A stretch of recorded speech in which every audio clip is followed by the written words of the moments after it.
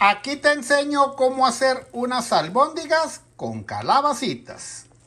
Para hacer las albóndigas yo voy a utilizar 1 kilo de carne molida de res y para darle sabor media cucharada de sal de ajo, media cucharada de ajo granulado, 1 cucharadita de pimienta negra, agregar también 1 calabacita verde cortada en trozos pequeños y también en trozos pequeños la mitad de 1 cebolla mediana, 1 tomate llamado también jitomate y 2 huevos.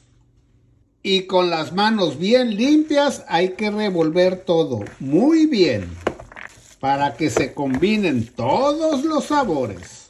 Y ya que está la carne bien revuelta, hay que hacer las bolitas, así. Que queden así, del tamaño que tú gustes.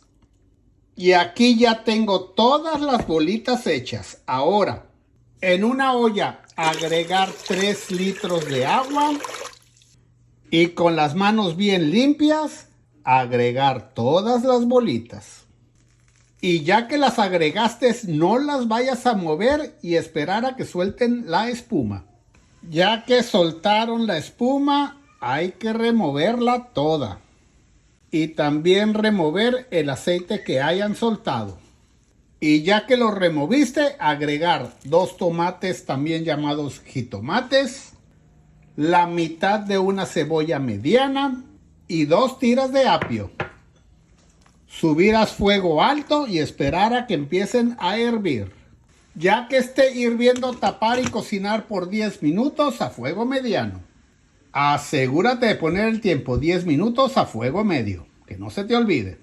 Después de 10 minutos destapar y agregar 5 zanahorias, 2 papas con o sin la cáscara para darle sabor y color, 1 lata de salsa de tomate como esta, de 8 onzas, de cualquier marca, y 1 cucharada de consomé de res. Subir a fuego alto y esperar a que empiece a hervir.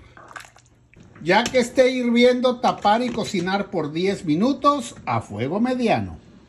Que no se te olvide poner el tiempo, 10 minutos a fuego medio. Después de 10 minutos destapar y remover todo el aceite que hayan soltado. Y probar de sabor y si le falta agregar sal de ajo o consomé de res al gusto.